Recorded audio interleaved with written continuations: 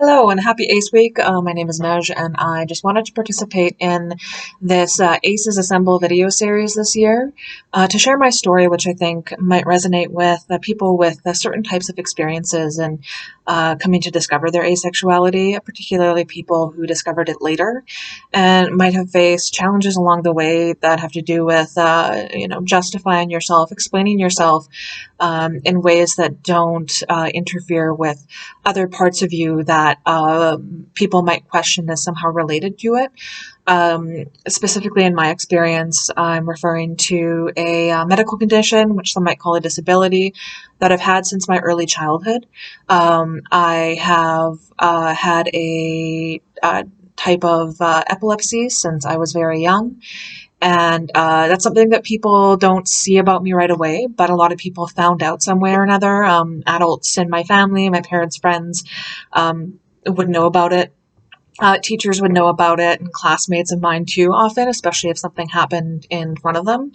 And so anything that was slightly different about me, I often got the question, oh, is that related to your epilepsy? And I would have to somehow prove a point saying, like, no, it's not. It doesn't mean, this condition that I have doesn't mean that I am not capable of being just as normal and functional as you. So I was quite stubborn in needing to prove points that no, I can be normal too. And I never had an aversion to sexual topics really. When I was very young, I have older siblings who went through the whole, sex ed, reproductive education, puberty, things like that when I was young. And so there was a lot of learning materials and I was very interested in reading about that. I had, friends when I was about 10 years old who were wiser in the ways that I was and perhaps negative influences with how we played with our dolls. But I, was quite interested in that in an intellectual sense. So I always just assumed that somewhere then down the line, that was going to be something I did myself.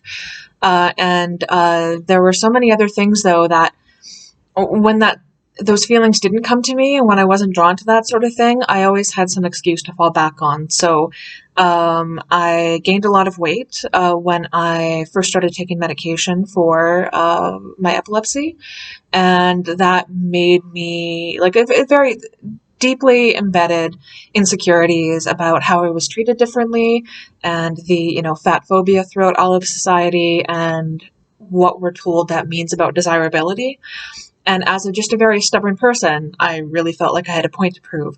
But I also kind of use that as an excuse not to go ahead because I predicted in advance, oh, I would just be rejected.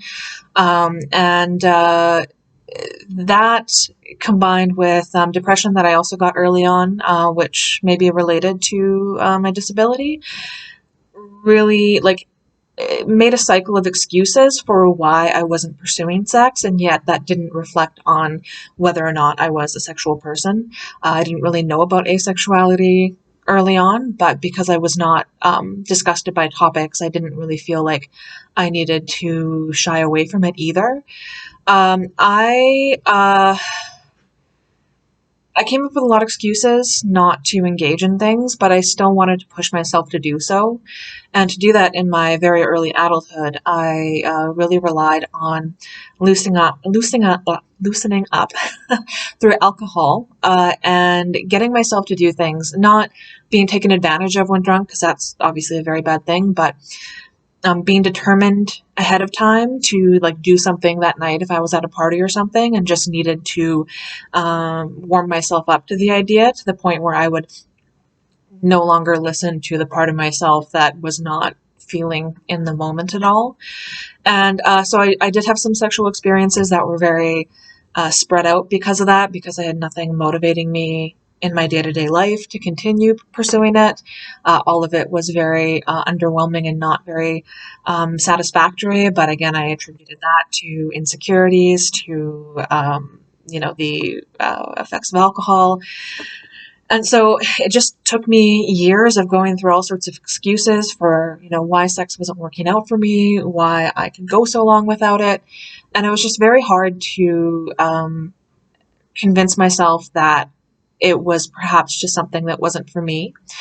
It wasn't until my later 20s when I started to develop a little bit more confidence in myself, through various ways, like getting, my career going, a little bit more independence, changes in my health that, changed the way that I see myself, and relationships that I had with people, friendships that I had, experiences I had that opened my eyes to just how crazy inside my own head I was with a lot of the things that I believed about myself and how I wasn't adequate for certain things. So in my late 20s and early 30s, those were being challenged a lot more. And yet, even when I had confidence in doing so, in pursuing sexual activities, still did not feel at all exciting to me or fulfilling or thrilling at all. It was just like, okay, well, got that done. So it took a lot of dwelling on myself after all those to come to the conclusion that I'm asexual. And there was still a lot of doubt back and forth. I, went to Google many times. I went to Avon many times, reading the information available there, eventually joined the forums and got a lot healthier perspective, including from older people, about that process of self-discovery, that it's not always evident for everyone, that our attitudes towards sex don't necessarily have anything to do with whether or not we're inclined to have sex ourselves. And I just made a lot more sense out of it that way. But it took me to the age of 31 to decide that.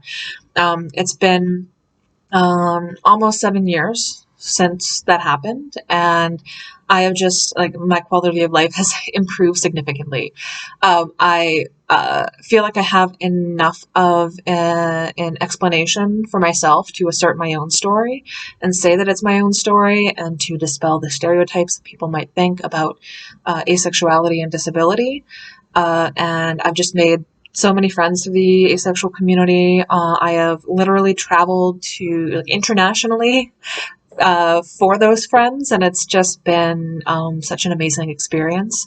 I really hope that anybody who is coming across this and might be coming from a similar situation where you feel like you might not be entitled to claim that identity, whether it's because of experiences you've had, whether it's because it took you so long, whether it's because you worry that it's about disability rather than the sexuality itself.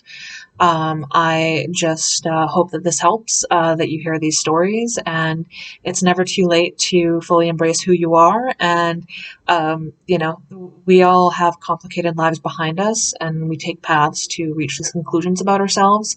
So don't sweat it, and there's always a community there willing to listen to you.